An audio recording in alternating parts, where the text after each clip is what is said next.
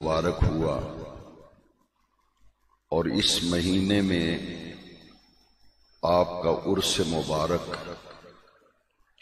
عرس غوث الثقلین، عرس غوث العظم اور بڑی 11ویں شریف کے عنوان سے تقاریب اور محافل منعقد ہوتی ہیں۔ قرآن مجید میں اللہ تبارک و تعالی نے اپنی بارگاہ کے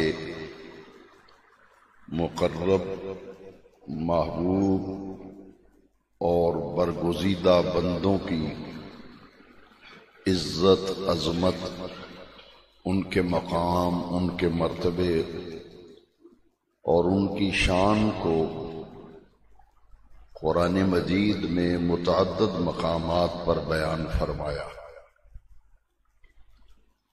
نبوت ایک منصب ہے، اسی طرح ولایت بھی ایک منصب ہے۔ ہر نبی کی امت میں کچھ ایسے لوگ ہوئے جن کو رب کریم نے مقام ولایت عطا کیا اور انہیں منصب ولایت پر فائز کیا۔ قرآن مجید میں انبیاء کرام کی امت کے اولیاء کاملین میں سے اولیاء اللہ کا تذکرہ قرآن مجید میں موجود ہے۔ اسی طرح حضور خاتم النبیین، نبی آخر الزمان، تاجدار کائنات، حضور پرنور صلی اللہ علیہ وسلم کی امت میں بھی ایسے لوگ ہوئے، ایسے لوگ ہوتے ہیں اور قیامت تک ہوتے رہیں گے جن کو رب کریم مقام ولایت، منصب ولایت عطا فرماتا ہے۔ ان کا تذکرہ قرآن مجید میں جا بجا موجود ہے۔ میں نے 2 آیتوں کا انتخاب کیا آج کے خطاب جمعہ کے لیے۔ پہلی آیت کریمہ جو میں نے تلاوت کی ہے، اس میں رب کریم نے خود حکم دیا ہے اور حکم ایمان والوں کو دیا ہے۔ رب کریم نے قرآن مجید میں فرمایا، یا ایھا الذین آمنوا، اے ایمان والو اللہ کا تقوی اختیار کرو۔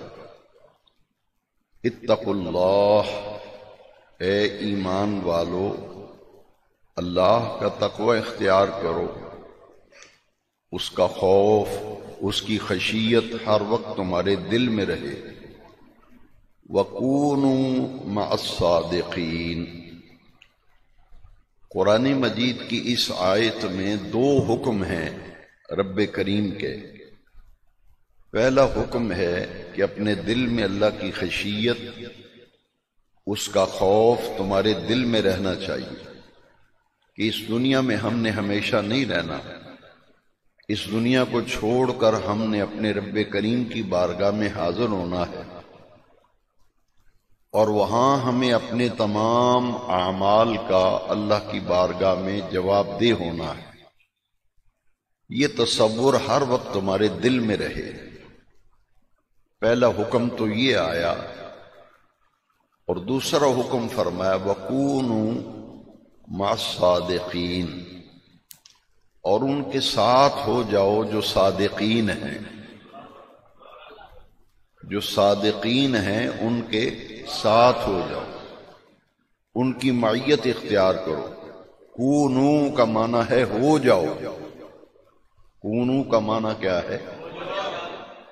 مع صادقین، صادقین کے ساتھ۔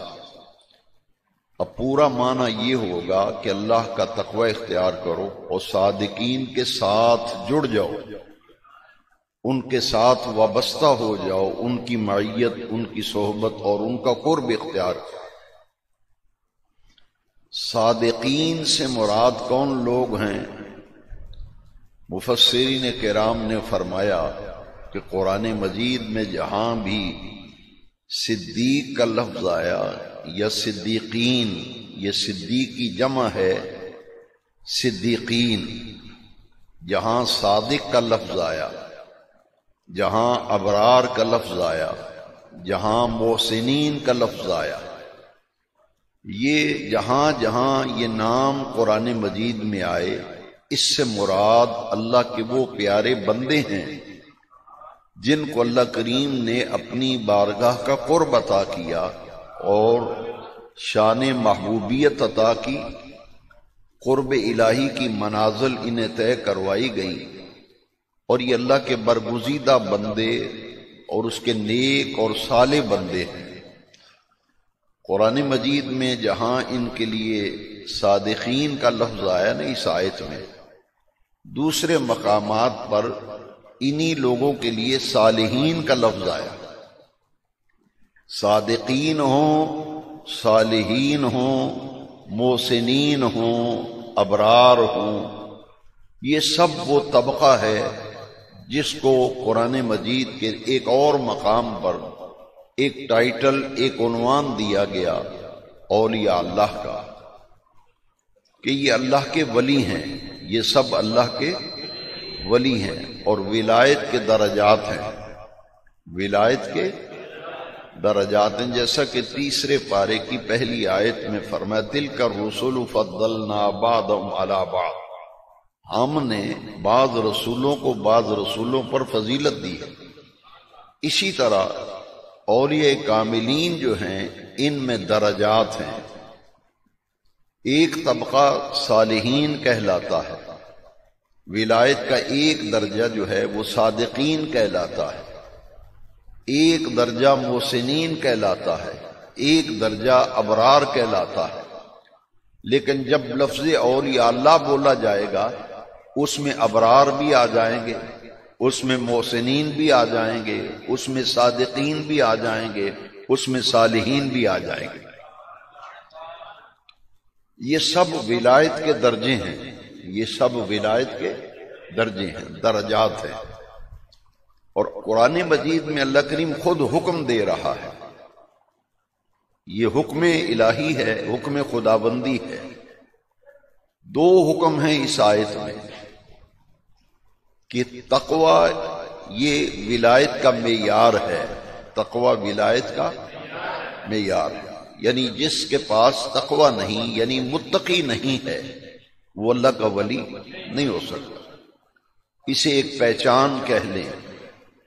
میں اس پر صرف دو آیتیں عرض کروں گا، ویسے تو ایک آیت بھی دلیل کے لیے کافی ہے، لیکن بات کو سمجھنے کے لیے میں قرآن مجید سے دلیل لا رہا ہوں، اور دو آیتیں بطور استشہاد پیش کر رہا ہوں، دو آیتیں۔ ان دونوں آیتوں کے اندر جو قدر مشترک ہے وہ یہ ہے کہ دونوں آیتوں میں ولی کی جو پہچان بیان کی گئی، معیار ولایت بیان کیا گیا، وہ دونوں آیتوں کے اندر تقوی کا ذکر آیا ہے، دونوں آیتوں کے اندر تقوی کا ذکر آیا۔ پہلی آیت سنیے، الا ان اولیاء اللہ لا خوف علیہم ولا هم یحزنون الذین آمنوا وکانوا یتقون، کہ اللہ کے ولی بلا شبہ ان پر کوئی خوف نہیں، ان پر کوئی غم نہیں ہوگا، الذین آمنوا وکانوا یتقون، یہ وہ لوگ ہیں جو ایمان لائے اور انہوں نے تقوی بھری زندگی اختیار کی، متقی رہے، زندگی بھر متقی رہے، پرہیزگار رہے۔ اب دوسری آیت، ایک آیت تو یہ ہے جس میں ولایت کی نشانی، علامت و پہچان، تقوی بیان کیا گیا، دوسری آیت کریمہ ذرا غور سے سن لیجئے، اس میں اللہ تبارک و تعالی جل وعلا نے ارشاد فرمایا، ان اولیاؤہ الا المتقون، دونوں آیتوں میں اولیاء کا لفظ آیا، اور اولیاء یہ ولی کی جمع ہے، دوسری آیت میں فرمایا کہ اس کے ولی ان اولیاءہو، کہ اللہ کے ولی تو صرف وہ ہیں جن کے پاس تقوی ہے. ان اولیاءہو الا المتقون، کہ اس کے ولی تو صرف وہ ہیں جو متقی ہیں اور پرہیزگار ہیں. اب ان دونوں آیتوں کے اندر اولیاء کا بھی ذکر آیا اور ان کی پہچان تقوی بیان کی گئی. ایمان اور تقوی دو علامتیں، دو پہچان بیان، ایک ایمان اور ایک تقوی. اب جس آیت پر آج ہم جمعۃ المبارک میں کچھ گزارشات پیش کرنے کا ارادہ رکھتے ہیں، اس میں اللہ کریم نے دو چیزوں کا ذکر کیا ہے اور خطاب کیا ہے ایمان والوں سے. یا ایھا الذین آمنوا، اے ایمان والو، اتقوا اللہ، تقوی اختیار کرو، وکونوا، ہو جاؤ، مع الصادقین، صادقین کے ساتھ، ان کے ساتھ ہو جاؤ. اور دوسری آیت جو میں نے تلاوت کی خطبے میں، اس کی تلاوت اس لیے کی کہ اس آیت کو سمجھنے کے لیے کہ صادقین کے ساتھ ہو جاؤ، جو اللہ کے پیارے ہیں، اللہ کے ولی ہیں، اس کے برگزیدہ بندے ہیں، اس کے نیک اور صالح بندے ہیں، ان کے ساتھ ہو جاؤ. اس آیت کو سمجھنے کے لیے عمومی طور پر میں قرآن کو سمجھنے کے لیے ایک آیت پیش کرتا ہوں اور پھر دوسری آیت قرآن سے عرض کر کے اس آیت کو سمجھاتا ہوں. عمومی طور پر جو میرے بیانات سنتے رہتے ہیں، میں قرآن کی بات قرآن سے سمجھاتا ہوں. اب اس آیت میں جو بات آئی ہے کونوا مع الصادقین، یہ اللہ بے نیاز خود حکم دے رہا ہے کہ جو میرے ولی ہیں، صادقین ہیں، ان کے ساتھ ہو جاؤ. اب کیسے ساتھ ہوں، اس کا معنی اور مطلب کیا ہے کہ ان کے ساتھ ہو جاؤ، ان کے ساتھ جڑ جاؤ. دوسری آیت میں اس کی وضاحت موجود ہے، اور اس آیت کو جب ہم پڑھیں گے اور سمجھیں گے، غور کریں گے قرآن مجید میں، تو بات بالکل واضح ہو کر ہمارے ذہن نشین ہو جائے گی. رب کریم نے فرمایا واتبع سبیل من اناب الی. پہلی آیت جو میں نے پڑھی اس میں بھی دو حکم ہیں، اس میں بھی ایک حکم ہے. واتبع، اس میں صرف ایک حکم ہے. واتبع کا معنی ہے پیروی کرو، اتباع کرو. اتباع کہتے ہیں نقش قدم پہ چلنا، پیروی کرنا. اور قرآن مجید میں دو لفظ استعمال ہوئے ہیں، ایک اطاعت کا اور ایک اتباع کا. نبی کریم علیہ السلام کی ذات کے لیے بھی قرآن میں دونوں لفظ آئے ہیں، ایک اطاعت اور ایک اتباع. دونوں کا مفہوم و معنی الگ الگ ہے. اطاعت کا معنی ہے حکم ماننا، اطاعت کا معنی ہے کہ اللہ اور اس کے رسول جو حکم دیں اسے مانا جائے، اس پر عمل کیا جائے، اسے کہتے ہیں اطاعت. اور اتباع ہوتی ہے عمل کی، اتباع ہوتی ہے عمل کی، کہ میرے رسول کریم علیہ الصلاۃ والتسلیم جو کچھ کرتے ہیں حضور کی طرف دیکھ کر ان کے نقش قدم پہ چلو.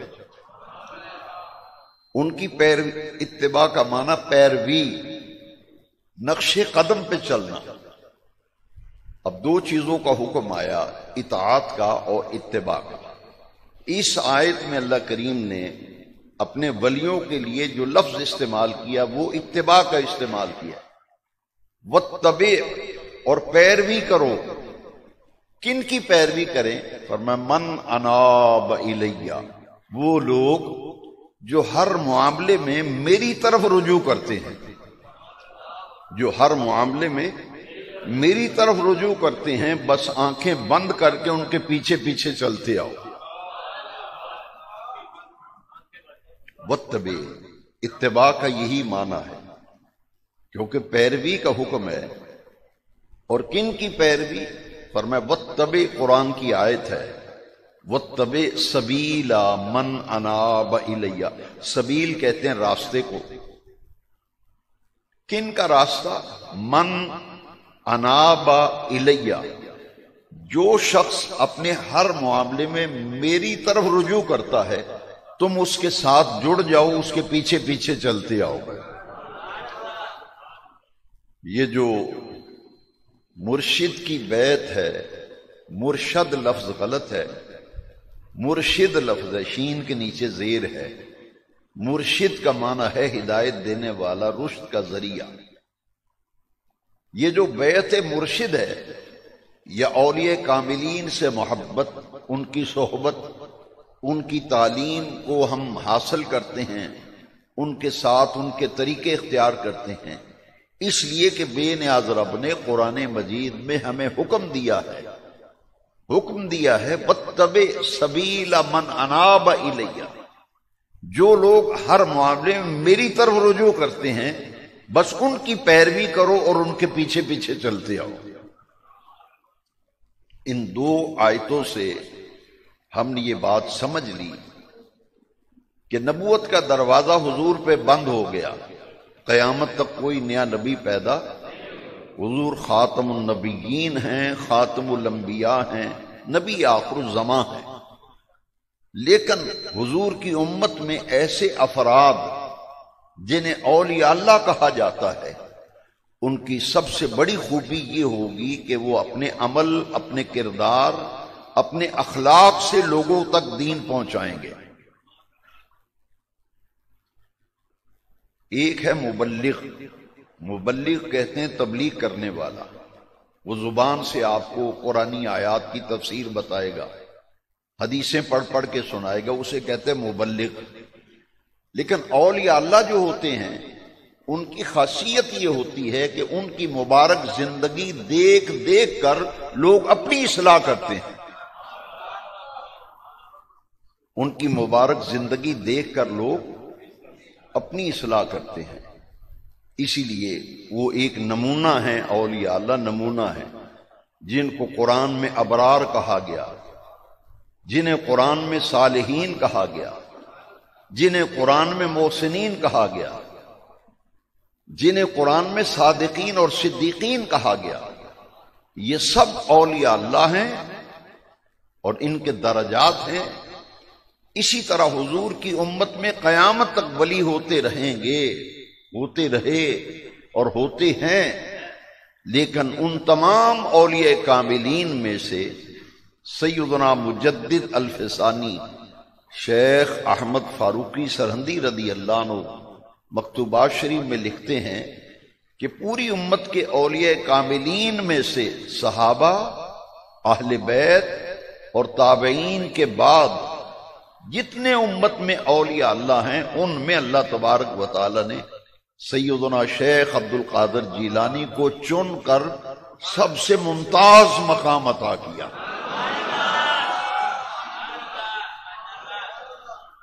ان سب سے ممتاز مقام عطا کیا، اور ان کا منصب ہے غوث العظم۔ غوث یا غوث تو ہوتے رہیں گے، امت میں یہ بات سب حضرات سمجھے، غوث ہر دور میں ہوتے رہے، ہوتے ہیں، اور قیامت تک غوث پیدا ہوتے رہیں گے۔ لیکن شیخ مجدد الفسانی فرماتے ہیں کہ اب غوث اعظم کوئی نہیں ہوگا، پوری امت کے اندر غوث اعظم کا منصب جو ہے یہ رب ذوالجلال نے شیخ عبد القادر جیلانی کے لیے خاص کر دیا۔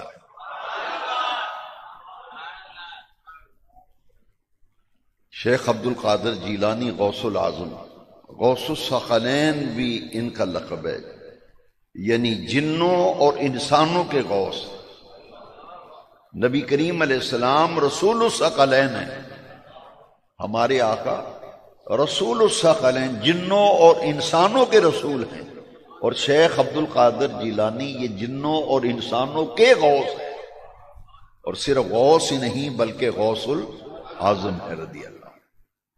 اور ان کا مقام یہ ہے کہ یہ حسنی حسینی سید ہیں اور امام جعفر صادق کی اولاد میں سے ہیں، اس لیے آپ کے جو مبارک القاب ہیں شیخ عبد القادر جیلانی الحسنی والحسینی ثم الجعفری، ان کے والد ماجد امام حسن مجتبی کی اولاد سے ہیں اور والدہ ماجدہ امام حسین کی اولاد سے ہیں، اس لیے انہیں نجیب الطرفین کہتے ہیں۔ نجیب الطرفین کہ دو نسبتیں بڑی اعلیٰ ہیں، سید ہیں لیکن حسنی سید بھی ہیں، حسینی بھی ہیں، دو نسبتیں رکھتے ہیں۔ ایک نسبت حسنی سید والد کی طرف سے اور والدہ ماجدہ کی طرف سے حسینی سادات سے تعلق رکھتے ہیں، اور تیسری فضیلت یہ ہے کہ آل جعفر صادق ہیں، امام جعفر صادق کی اولاد میں سے۔ تو حضور کی امت میں ایسے مقدس لوگ گزرے، میں بات کو مزید سمجھانے کے لیے عرض کرتا ہوں، جیسے صحابہ کرام ہیں، جیسے اہل بیت اطہار ہیں، یہ وہ لوگ ہیں جن کی عظمت بے نیاز رب نے قرآن میں بیان کی۔ جس طرح صحابہ کا ایک مقام، اہل بیت کا ایک مقام، ازواج مطہرات کا ایک مقام، اسی طرح حضور کی امت کے طبقے میں صحابہ، اہل بیت، ازواج مطہرات اور اولیاء اللہ۔ خوش نصیب ہیں وہ لوگ، خوش نصیب ہیں وہ لوگ جو صحابہ کے بھی نیاز مند ہیں، اہل بیت سے بھی عقیدت و محبت و مودت رکھتے ہیں، حضور کی تمام ازواج مطہرات کا احترام کرتے ہیں، اور حضور کی امت کے ہر ولی کا ادب و احترام کرتے ہیں۔ ان میں بے ادب کوئی نہیں، ان میں گستاخ کوئی نہیں، نہ کوئی صحابہ کا گستاخ، نہ کوئی اہل بیت کا، نہ اولیاء اللہ کا، نہ ازواج مطہرات۔ یہ سب اللہ کے مقبول ہیں، یہ سب اللہ کے محبوب ہیں۔ دیکھیے نا یہ مقام کیسے ملا؟ ازواج مطہرات کی مثال میں دے کے بات کو سمجھانا چاہتا ہوں، کیونکہ اس طرح سمجھیں گے تو آسان رہے گا۔ ہر آدمی نکاح کرتا ہے، اس کی بیویاں ہوتی ہیں، کسی کی ایک بیوی، کسی کی دو بیویاں، لیکن سوچنے والی بات ہے کہ مقام نبوت اور مقام رسالت یہ ہے، ہمارے نبی کریم علیہ السلام کی ذات اقدس اتنی بلند و بالا و عرفہ و اعلیٰ ہے کہ جن مقدس خواتین کو حضور کے عقد نکاح میں آنے کا اعزاز ملا، وہ مقدس خواتین اور مبارک عورتیں جن کو حضور نے اپنے نکاح میں آنے کی عزت بخشی، وہ حضور کے حرم میں آئیں، ان کا مقام یہ ہوا کہ بے نیاز رب نے قرآن میں آیتیں اتاری، وَأَزْوَاجُهُ أُمَّهَاتُكُمْ، کہ دنیا والوں میرے محبوب کی تمام بیویاں ایمان والوں کی مائیں ہیں۔ جو لوگ نوجوان طبقے کو گمراہ کرتے ہیں اولیاء اللہ کے حوالے سے، بابے شے کوئی نہیں، بابیاں دے پیچھے پھر دیو، پیراں فقیراں نو من دیو، تو ہم پوچھنے کا حق رکھتے ہیں کہ حضور کی ذات اتنی بلند و بالا ہے، جو عورت حضور کے نکاح میں آ گئی اسے یہ عزت ملی کہ قرآن نے کہا کہ یہ تمام ایمان والوں کی مائیں، بلکہ ایک آیت 22ویں پارے کی ایک آیت ایسی ہے کہ جو ہر قسم کے شک اور شبے کو دور کر دے۔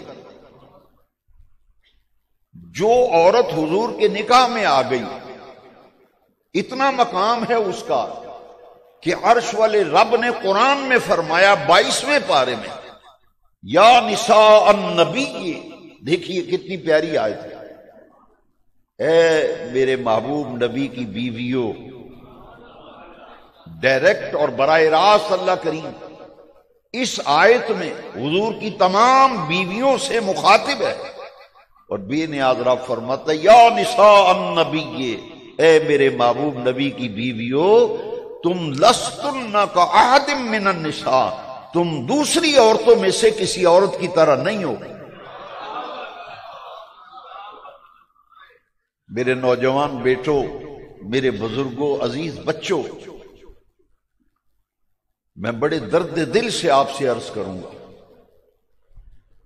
کہ جس عورت کو حضور کے نکاح میں آنے کی عزت ملی وہ ام المومنین بن گئیں، وہ تمام مومنوں کی ماں، اور پھر عزت یہ ملی کہ عرش والے رب نے آیت نازل کی 22ویں پارے میں، یا نساء النبی لستن کاحد من النساء، اے حضور کی بیویوں تم دوسری عورتوں میں سے کسی عورت کی طرح نہیں ہو، یعنی تمہارا مقام اتنا بلند و بالا ہے کہ تم حضور کی ازواج ہو، حضور کی انہیں عزت ملی کہ حضور کے نکاح میں آئیں، حضور کے حرم میں آئیں۔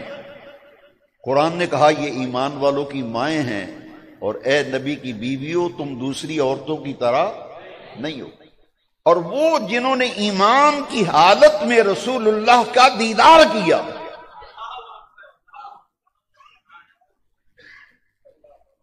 حضور کا دیدار کیا اور ایمان کے ساتھ دنیا سے رخصت ہوئے، انہیں کہتے ہیں صحابہ کرام۔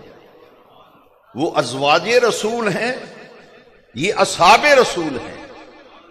اور ایک سرکار نے فرمایا میری آل اور میری اہل بیت مثل اہل بیتی کسفینۃ نوح، ایک ہے آل رسول، ازواج رسول، اصحاب رسول۔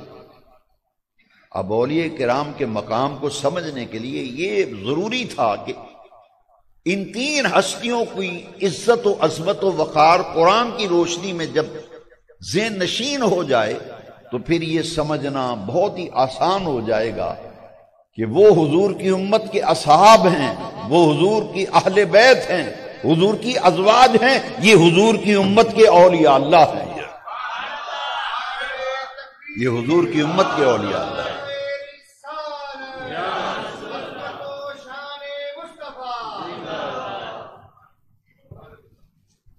کوئی صحابہ کرام کو تبرہ بولتا ہے،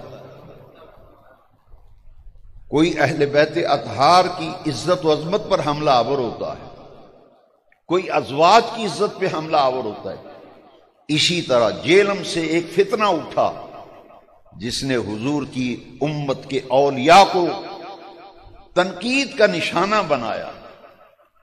ایک وہ دین ہے جو جیلم سے اٹھا، اس کی عمر کتنی ہے؟ 5-6 سال، اس فتنے کی اتنی عمر، اور ایک طرف 1400 سال امت کا تعامل۔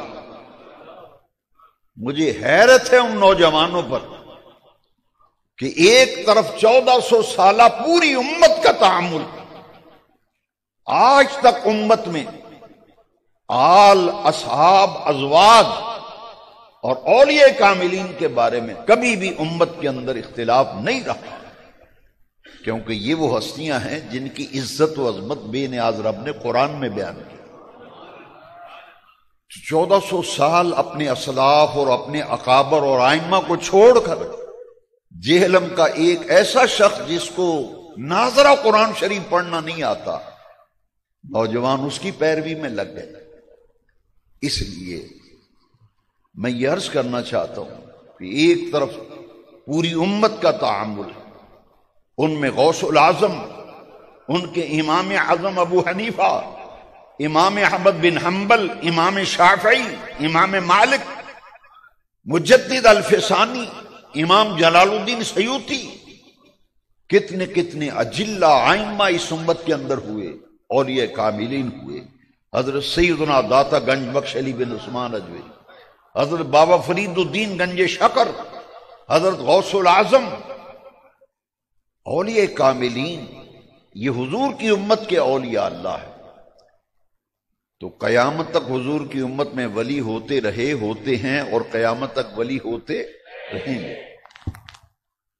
قرآن مجید کی آیات میں جہاں جہاں ان کا ذکر آیا، میں نے 2 آیتوں کا انتخاب کر کے اس میں سے کچھ باتیں عرض کی۔ ایک آیت میں اور قرآن مجید سے عرض کرنا چاہتا ہوں جس میں مقام ولایت کو سمجھنے کے لیے، مقام ولایت کو سمجھنے کے لیے اس آیت کریمہ کے اندر مکمل رہنمائی موجود ہے، مکمل روشنی اور مکمل ہدایت قرآن کی اس آیت کے اندر ہے۔ میں اپنے بیٹوں، اپنے جوانوں سے درخواست کروں گا کہ خدا کے لیے اس آیت کو بار بار پڑھو، بار بار غور کرو، اور پھر سوچو یہ کون ہیں جن کی عزت کا پرچار بے نیاز رب قرآن میں کر رہا ہے۔ آیت کریمہ میں پڑھتا ہوں، غور سے سنیے، ان رحمت اللہ قریب من المحسنین۔ مسجد میں رب کی رحمت ہے یا نہیں ہے جی؟ اس آیت میں ہے کہ مسجد میں رب کی رحمت ہے؟ اس لیے نہیں کہ مسجد میں رحمت کا منکر کوئی نہیں۔ مسجد میں رحمت کا کوئی انکار کرتا ہے؟ جن کا انکار کرنا تھا بے نیاز رب نے قرآن میں کھول کے بیان کر دیا۔ یا تو کہو کہ آیت نہیں، اگر آیت ہے تو خدا کے لیے اپنے نظریے کی حفاظت کرو، اپنے ایمان کو بچاؤ اور عقیدے کی حفاظت کرو۔ آیت ہے قرآن کی، ان رحمت اللہ، بلا شبہ اللہ کی رحمت، قریب من المحسنین، ان کے قریب ہے، ان کے نزدیک ہے جو محسنین ہیں۔ محسنین نوجوانوں ذرا غور کرو کہ محسنین کون ہے؟ محسن کسے کہتے ہیں؟ بخاری شریف کے اندر حدیث ہے، اس حدیث کا نام ہے حدیث جبریل۔ جبریل آئے انسانی شکل میں، حضور سے سوال جواب کرتے تھے تاکہ پاس بیٹھنے والے تمام صحابہ اور سامعین کی تعلیم اور تربیت ہو جائے۔ ان میں سے ایک سوال میں لے رہا ہوں، پوچھا مل احسان، جبریل پوچھ رہا ہے حضور سے، حضور احسان کیا ہے؟ اور محسنین اسے کہتے ہیں جو احسان والا ہو، محسن اسے کہتے ہیں جو احسان والا ہو۔ اب جبریل پوچھ رہا ہے کہ حضور احسان کیا ہے؟ حضور نے فرمایا ان تعبد اللہ کأنک تراہ، فرمایا احسان یہ ہے کہ اللہ کی عبادت تو اس طرح کرے کہ اپنے اللہ کو دیکھ رہا ہے۔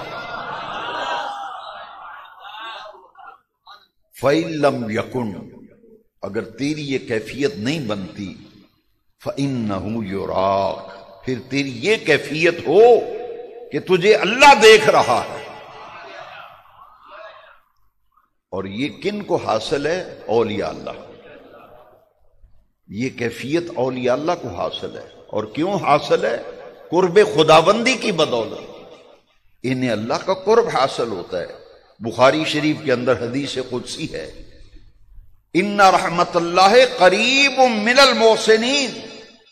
یہ اللہ کے قریب کیسے ہوئے؟ کہ اللہ نے اپنی رحمتیں ان کے قریب کر دی۔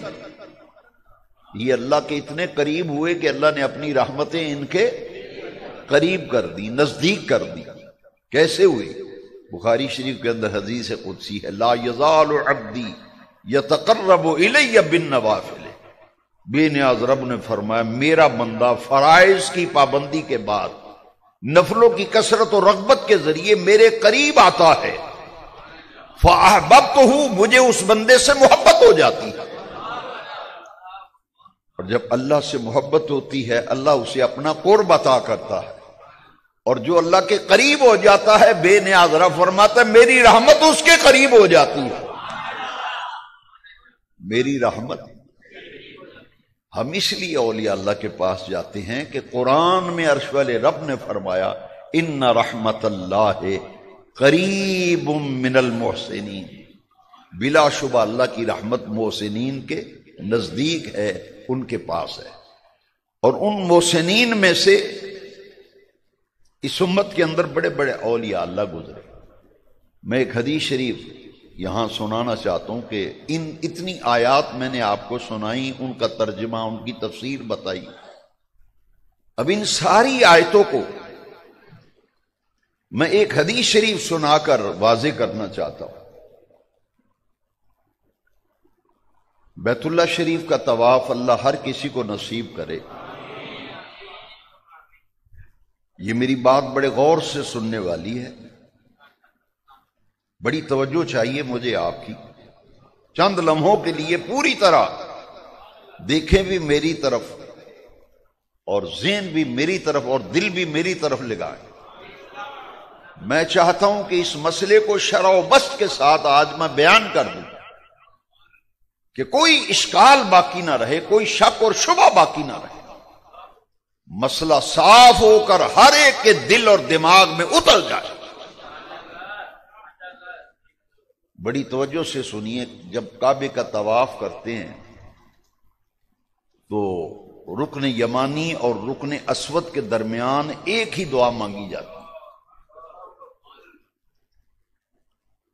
خانہ کعبہ کے دو کونے، ایک کونا جس میں حجر اسود نصب ہے، بالکل اسی دیوار کا جو دوسرا کونا ہے اس کا نام ہے رکن یمانی، کہ بیت اللہ کا یہ کونا یمن کی طرف ہے، ملک یمن کی طرف. اور چار کونے ہیں نا خانہ کعبہ کے، چار کونے. ایک کا نام ہے رکن یمانی، ایک کا نام ہے رکن شامی، ایک کا نام ہے رکن عراقی، اور ایک کا نام ہے رکن اسود جس میں حجر اسود لگا ہوا ہے. اس کے برابر میں جو کونا ہے وہ رکن یمانی، ادھر یمن ہے. حضور جب رکن یمانی پہ پہنچتے طواف کعبہ کرتے ہوئے تو حضور جو کچھ پڑھ رہے ہوتے، جو دعائیں مانگ رہے ہوتے، یہاں حضور ان دعاؤں کو وہی مکمل کر کے یہاں سے حجر اسود تک حضور ایک ہی دعا مانگا کرتے تھے، ایک ہی دعا. آج بھی جو حج کرے، عمرہ کرے، جب بھی رکن یمانی اور رکن اسود کے درمیان جائے گا تو ہر کوئی یہی دعا مانگے گا جو حضور نے مانگی ہے. میں آپ کی توجہ اس لیے چاہتا ہوں کہ اس دعا کے اندر کچھ لفظ ایسے ہیں جو کسی کی بگڑی بن سکتی ہے، کسی کے عقیدے کی اصلاح ہو سکتی ہے. اللہ کے گھر جا کر بیت اللہ کے سائے میں اور حجر اسود کے سامنے اور اللہ کے گھر کے دروازے کے سامنے کھڑے ہو کر دعا مانگ رہے ہیں تو کیا مانگ رہے ہیں؟ میرے بیٹوں، میرے بچوں، ذرا غور کرنا، کیا دعا مانگ رہے ہیں؟ دعا وہ ہے جو رسول کائنات نے مانگی، دعا وہ ہے جو تاجدار کائنات نے مانگی. ربنا آتنا فی الدنیا حسنہ وفی الآخرۃ حسنہ وقنا عذاب النار. یا اللہ ہماری دنیا بھی اچھی فرما، آخرت بھی اچھی فرما. دنیا میں بھی حسنہ عطا فرما، آخرت میں بھی حسنہ عطا فرما، اور ہمیں جہنم کے آگ کے عذاب سے بچا. اور اس دعا کے بعد جو اگلی دعا ہے وہ کیا ہے؟ وہ کیا ہے؟ پوچھو، سوال کرو کہ خدا کے لیے بچوں کے عقیدے خراب نہ کر، گمراہ نہ کر. یہ آیت قرآن مجید کی اور پھر حدیث مبارکہ اور پھر حضور کا عمل کہ حضور کعبے کے دروازے کے قریب پہنچ کر کیا دعا مانگ رہے ہیں؟ وَأَدْخِلْنَا الْجَنَّةَ وَأَدْخِلْنَا الْجَنَّةَ مَعَ الْأَبْرَارِ.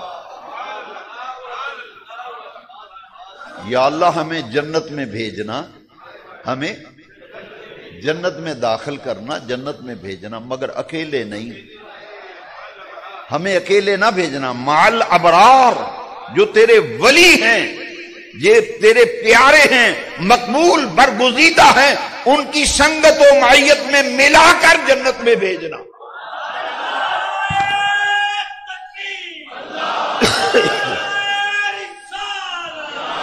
وَأَدْخِلْنَا الْجَنَّةَ مَعَ الْأَبْرَارِ، کہ جنت میں ان کی معیت و سنگت میں ہمیں بھیجنا. اچھا، رب کے گھر جا کے ولیوں کی سنگت مانگ رہے، کیا میں توحیدیوں سے پوچھ سکتا ہوں؟ باب شے کوئی نہیں، بابی اگر شے کوئی نہیں تو حضور بیت اللہ کی دیوار کے سائے میں کیا کہہ رہے ہیں؟ حضور کیا دعا مانگ رہے ہیں؟ وَأَدْخِلْنَا الْجَنَّةَ مَعَ الْأَبْرَارِ. یا اللہ جنت میں بھیجنا جو تیرے پیارے ولی ہیں، ابرار ہیں. ان الابرار لفی نعیم. بے نیاز رب قرآن میں فرماتا ہے کہ ابرار جتنے بھی ہیں، ایک جنت میں کئی جنتیں ہیں. فرمایا یہ ابرار جو ہیں یہ جنت نعیم میں ہوں گے. ایک جنت کا نام جنت الفردوس ہے، جو تمام جنتوں میں سے اونچے درجے کی جنت ہے. ایک جنت کا نام جنت نعیم ہے. ان الابرار لفی نعیم. جتنے بھی ابرار ہیں، ولی ہیں، یہ جنت نعیم میں ہوں گے. ان کا مقام وہاں مقرر ہے. تو بیت اللہ کے سائے میں دعا مانگ رہے ہیں، وَأَدْخِلْنَا الْجَنَّةَ مَعَ الْأَبْرَارِ. رب کے گھر کے دروازے کے سامنے جا کر کہتے ہیں، بے نیاز رب ہمیں جنت میں بھیجنا، مگر اکیلے نہ بھیجنا، اپنے ولیوں کی معیت سنگت میں ہمیں جنت میں بھیجنا. اور چھٹے چکر کی دعا، یہ تو کعبے کے 7 چکر طواف کہلاتا ہے نا. 7 چکروں کا طواف ہوتا ہے. ہر چکر میں رکن یمانی سے رکن اسود تک یہی دعا، وَأَدْخِلْنَا الْجَنَّةَ.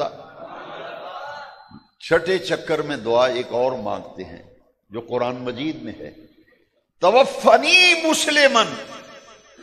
اگر بابش ہے کوئی نہیں تو رب کے گھر جا کر بیت اللہ کے سائے میں یہ دعا مانگ رہے ہو، توفنی مسلمن. یا اللہ موت آئے تو اسلام پر آئے، دنیا سے مر کے جائیں تو مسلمان ہو کے مرے. توفنی مسلمن.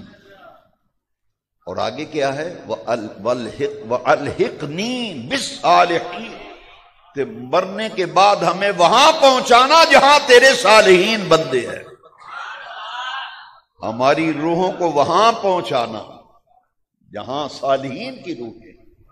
رب کے گھر جا کر رب سے مانگ رہے ہو کہ ولیوں کی معیت میں جانا ہے، مرنے کے بعد ہماری روحوں کو صالحین سے ملوا دینا، ہماری روح کو بھی وہاں پہنچا دینا جہاں ولیوں کی روحیں، صالحین کی روحیں، ان کی معیت، وہاں بھی ہمیں ان کی معیت حاصل ہو جائے.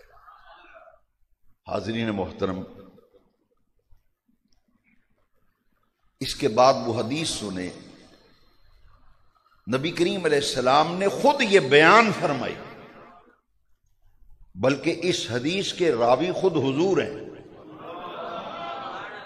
نبی کریم علیہ السلام نے صحابہ کے مجمع میں فرمایا کہ بنی اسرائیل قوم میں، صحیح مسلم میں یہ حدیث ہے، بخاری کے بعد مسلم کا درجہ، اس نے 99 آدمی کو قتل کیا تھا. 99 آدمی، بنی اسرائیل قوم کا آدمی 99 آدمی کو قتل کر کے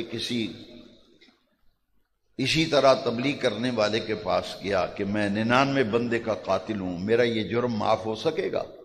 کوئی ذریعہ، کوئی سبب؟ اس نے کہا توبہ توبہ، 99 بندہ مارا ہے، جنت میں جانا چاہتا ہے. اس نے کہا نہیں ہو سکتا. اس نے تلوار لی، اسے قتل کر دیا. اس نے کہا میرے بخشش کا کوئی ذریعہ نہیں تو تیری زندگی کا بھی کوئی باقی اب ذریعہ نہیں. اس نے اس مولوی کو بھی قتل کر دیا. پورے 100 ہو گئے. 100 بندہ قتل کر کے مارا پھر رہا تھا، کبھی اس سے مل کبھی اس سے مل. یار 100 بندہ قتل کر بیٹھا ہوں، اب میں چاہتا ہوں معافی مل جائے، کوئی طریقہ ہے، ذریعہ ہے؟ اسے ایک اللہ والا مل گیا، ایک خشکی خورا ملا. اس نے کہا توبہ توبہ، تو بخشا نہیں جائے گا. کوئی درویش مل گیا، اس نے کہا کیوں نہیں، رب کی رحمت بہت وسیع ہے. رب کی رحمت، تیرے گناہوں کی کیا حیثیت ہے اللہ کی رحمت کے سامنے؟ اس نے کہا ان مسلم شریف کی حدیث پڑھنے لگو، ان طلق بِأَرْضٍ قَضَى وَقَضَى. نبی پاک خود فرماتے ہیں کہ اس اللہ کے بندے نے کہا، ولی نے کہا فلاں پنڈ چلا جا، ان طلق بِأَرْضٍ قَضَى وَقَضَى. اس نے گاؤں کا نام لیا. اس نے کہا وہاں چلا جا. اس نے کہا وہاں جا کے کیا کروں؟ کہا فیہا اناسن، فیہا اناسن، وہاں کچھ بندے ایسے ہیں کچھ بندے ایسے ہیں، وہ بندے کون ہیں؟ کیا کرتے ہیں؟ یذکرون اللہ فیہا اناس یذکرون اللہ، وہاں کچھ اللہ کے بندے ہیں جو ہر وقت اللہ کے ذکر میں رہتے ہیں، ہر وقت اللہ کے ذکر میں۔ انطلق بارض قضا وقضا، وہ ذکر کرنے والوں کے پاس چلا جا، امید رحمت ہے، اللہ کی رحمت سے امید ہے تیری بخشش ہو جائے گی۔ کہاں بھیجا؟ ولیوں کے پاس۔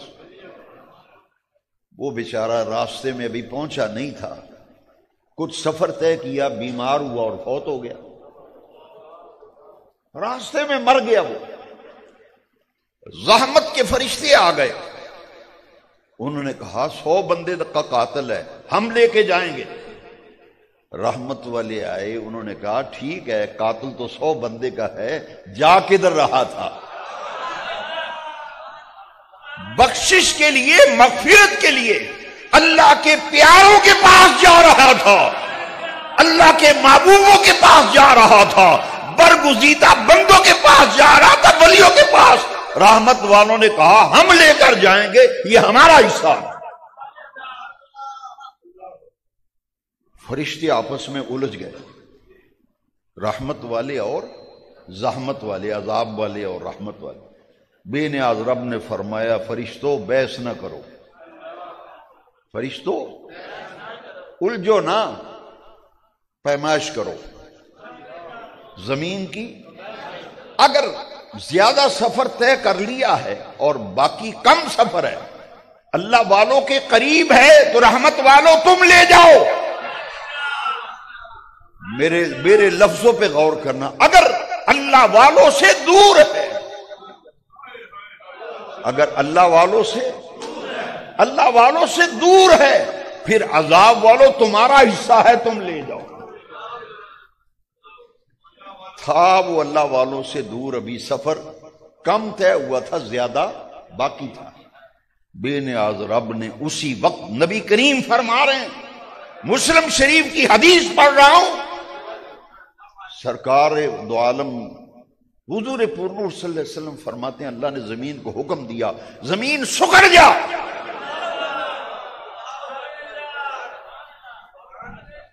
زمین کو اللہ نے حکم دیا اور وہ سکڑ گئی، اور جب پیمائش کی گئی تو ایک بالشت، ہماری زبانیں ایک گٹھ آندن، ایک بالشت، بس اتنا اللہ والوں کی بستی کے قریب تھا۔ جو سفر باقی تھا اتنا بس۔ فرشتوں نے عرض کی باری تعالیٰ بس ایک بالشت اللہ والوں کے قریب ہے، اللہ والوں کے، فرماؤ رحمت والوں تمہارا حصہ ہے، تم لے جاؤ۔ نبی کریم علیہ السلام فرماتے ہیں چلا تھا اللہ والوں کی طرف، چلا تھا اولیاء اللہ کی طرف، راستے میں فوت ہوا، 100 آدمی کا قتل بھی معاف ہو گیا، 100 آدمی کا قتل بھی معاف ہو گیا، اور اللہ کریم نے اپنی رحمتوں کا سایہ بھی عطا کیا۔ ان رحمت اللہ قریب من المحسنین، اللہ کی رحمت تو نزدیک ہے محسن